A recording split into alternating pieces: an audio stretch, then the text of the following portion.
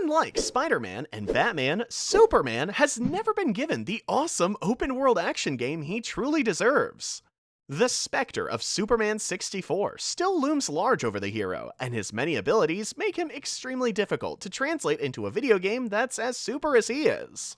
However, it's not like no one has tried. Multiple well-regarded developers have had Superman projects in the works, including the very studio that brought us the Batman Arkham games, Rocksteady. Learn about the unfortunate history of 8 projects that could have redeemed the Man of Steel in every cancelled Superman game. Game Facts Special! Rocksteady Superman Game. Who better to break Superman's curse of terrible video games than the very studio that did it for Batman, Rocksteady? If a rumor started in 2020 by Twitter user James Sigfield is to be believed, Rocksteady actually pitched a Superman game to Warner Bros. After the release of Batman Arkham Knight in 2015. Fans who have played that game might have even noticed that Rocksteady laid some groundwork for a potential Superman game. In Batman's final adventure, there are a handful of carefully placed Lex Luthor and Metropolis Easter eggs that point toward the Kryptonian. Additionally, it is believed that the destruction tech on display in Arkham Knight when the Batmobile tears through the streets would have also played a part in the Superman title. These Easter eggs, and the possibility of immense destruction, definitely got fans hyped when the game first came out. But unfortunately, Rocksteady's vision of a standalone Superman game just wasn't meant to be. When presented with the concept, WB chose to pass on it for unknown reasons. Of course, there are no confirmed reports, and everything surrounding this project is effectively rumor and hearsay. Still, James Sigfield is an editor for the GWW.com and might actually have reputable sources, so his claims do have some plausibility. It's also worth noting that game studios have been known to sprinkle hints about what they're working on next in certain projects. Bungie just admitted to doing that in Destiny 2 last year, so it's not far-fetched to think that the Superman Easter eggs in Arkham Knight were a called shot by Rocksteady. They did eventually get a chance to make an Arkham vs. Superman for their upcoming game, Suicide Squad: Kill the Justice League. But this is likely a far cry from what they envisioned for a high-flying adventure through Metropolis. Superman Blue Steel, PS3, Xbox 360. In 2007, the German game studio Factor 5 was in the process of making its own Superman game, which was codenamed Blue Steel. The year the game was reportedly in development is significant because a Superman Returns video game based on the film was released a year before in 2006. And if what we know about it is anything to go by, this game would have been far better than that game or any previous Superman game. The first peek we got at the game came in 2012, when concept renders of Superman, Zod, and others leaked to the internet. However, the best look at Blue Steel came just a few years ago, when Twitter user Dev Salvatrix, the lead designer for the project, disclosed a bunch of new information and footage of the gameplay prototype they'd come up with. According to Salvatrix, Blue Steel was heavily influenced by the Justice League Unlimited version of Superman in its appearance and representation of combat. Crashing through buildings, shockwaves, and intense destruction were all on the table as evidenced by the footage of the fight with Doomsday, and that doesn't even mark the end of this game's ambitiousness. While it wasn't being planned as an open-world game, it would have featured large playable areas in iconic locations like Smallville, Apocalypse, the ruins of Krypton, the Fortress of Solitude, and, of course, Metropolis. Clearly, Factor 5's Blue Steel was ambitious, but that's not what led to its cancellation. It was the global financial crisis that forced their hand and brought the project to an end, and it also led to the studio's eventual demise in 2008. Rest in peace, Factor 5, and thanks for making Lair. Superman: The New Adventures, PlayStation 1. This Superman game actually has ties to what many consider to be the worst Superman game of all time. In fact, it's the very same game. Superman: The New Adventures was a game that was initially developed and released for the Nintendo 64 in May 1999, and has come to be known universally as Superman 64. It was based on the animated series that was running at the time, and was in development for roughly 2 years. Although that development was troubled due to conflicts between WB and developer Titus Interactive, which caused the not-quite-finished product to suffer. WB's licensing team changed soon after the deal was finalized, and the new team was combative at every turn with Titus, resulting in many changes to the game's original plan. When the N64 version was released to almost universally negative reviews, Blue Sky Software stepped in to attempt to fix the game for the PlayStation version that had been planned. They had an awful lot on their plate though, and the work it would take to fix the technical flaws, unfinished graphics, and repetitive gameplay of something that many consider to be the worst game of all time would have effectively meant redoing the game. Because of that, Blue Sky ran out of time, and the game was cancelled when the license between WB and Titus expired and wasn't able to be renewed. According to reports, the PlayStation version of the game had graphics that were 95% complete by the time it was cancelled, which is far more than the released N64 version. Sunman, NES. The Japanese game publisher Sunsoft put out a game called Superman, Man of Steel on the Sega Genesis in 1992. Like most Superman games, it was reviewed mostly negatively and tossed into the void of obscurity.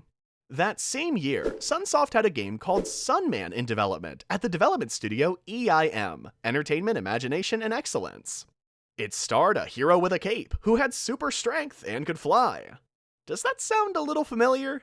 It should, and if DC Comics had been willing to collaborate with Sunsoft on the project, Sunman would have been Superman. That might sound like a bit of a stretch, but an interview with the director of the game, Kenji Eno, revealed the truth many years later in 2008. The game was, in fact, originally planned as a Superman game. And despite working on Sunman until it was mostly complete, the game was never released. Some of the work that was done on Sunman was fortunately reused for that 1992 Superman game on the Sega Genesis, and also for Batman Return of the Joker, so it wasn't a complete waste. All of this information was revealed in the interview with Eno, but the near-complete ROM of the game was obtained by collectors on the internet in 2003 and made available for download. In 2014, a ROM hack was created that transforms that ROM into a full Superman game by changing the sprites, title screen, and cutscenes.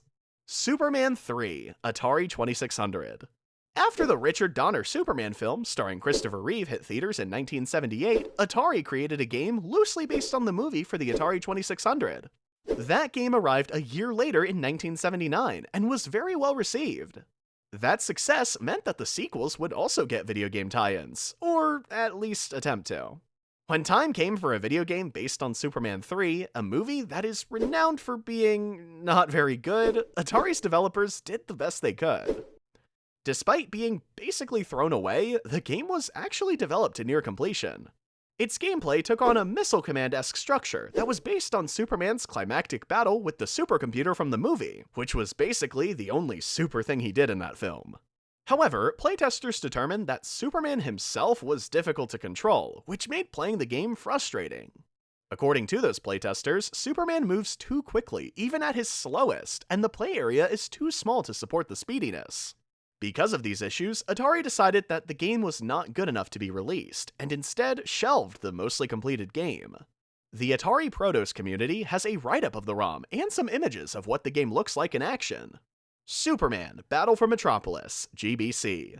By the time 2001 rolled around, the Game Boy Color already had some of its best games. Among these games were a few that were developed by the now-defunct German development studio Neon Software, including Dave Mirra Freestyle BMX in 2000. In 2001, Neon also had a Superman game in development for the Game Boy Color, called Superman, Battle for Metropolis. As has been the case for other Superman projects, Neon's original version for their title had to be modified significantly due to limitations and stipulations put in place by those who held the Superman license. And unfortunately for Neon, the prototype they put together to accommodate the licensor's demands also didn't impress them. So they weren't given permission to go through with completing and releasing the game. In 2019, the prototype that Neon created was donated anonymously to a video game preservation community called Hidden Palace, where it's currently available for download. They also have a few screenshots of the game actually running, which look pretty good for the time. Superman Unbound and Untitled 2013 Superman Project. While they've stomped out plenty of Superman projects, Warner Bros. Really is trying to get a Superman game off the ground. Back in 2019, James Sigfield, the same editor who started the 2015 Rocksteady Superman rumor, also allegedly had information about at least 2 other Superman projects that had received the axe. According to James, Warner Bros. Has been trying for an open-world Superman game since at least 2013, and has been open to hearing pitches since then. The first project he outlined was Untitled and was supposed to be a quote, open world Superman game in the same vein of Spider-Man PS4, which would feature, quote, a massive Metropolis and various villains from the DC Pantheon. The rumor was accompanied by concept art that looks very promising, but unfortunately, Warner Bros. Canceled the project before a working prototype was developed. Another project James highlighted was a pitch from 2014. The game would have been called Superman Unbound, and would have followed the narrative of the comic series that shares that name, as well as the animated movie adaptation of those comics, which was released in 2013. The shrunken city of Kandor would have been the location for the game, which would have contained villains like Brainiac, Doomsday, and tons of other mind-controlled villains. The smaller nature of Kandor was intended to limit Superman's many abilities, most likely as a way of making a game about a super strong, invincible hero interesting. James also provides concept art for this project, although it's not clear how far along it got before it was cancelled. However, apparently the only reason it was cancelled was because Warner Bros. Made it a rule around that time that all DC games had to be developed using Rocksteady's Arkham engine.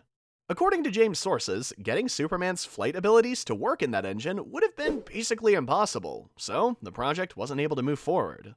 SNES Lobo game. Before we bring this edition of GameFAQs Special to a close, we have a bonus cancelled game for you. This one doesn't star Superman specifically, but it does center on an interesting villain he's faced in Superman the Animated Series, Justice League, the more recent Justice League Action, and he even made an appearance in the live-action show Krypton. It's Lobo! The foul-mouthed, hyper-violent alien mercenary was first introduced in 1983, but really hit his stride and gained a ton of popularity after being reintroduced in the early 90s. In 1996, at the peak of Lobo's popularity in the comics, a game studio called Ocean of America Inc. was deep in development on a fighting game for the SNES and Sega Genesis that would have been headlined by Lobo.